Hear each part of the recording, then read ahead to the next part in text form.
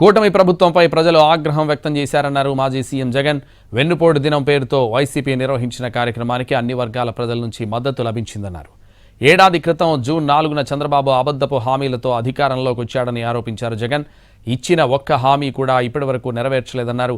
తనను నమ్మిన ప్రజలనే చంద్రబాబు మోసం చేశాడని మండిపడ్డారు. అబద్ధం హామీలతో రాష్ట్ర ప్రజలను వెన్నుపోటు పొడిచారని ఆరోపించారు.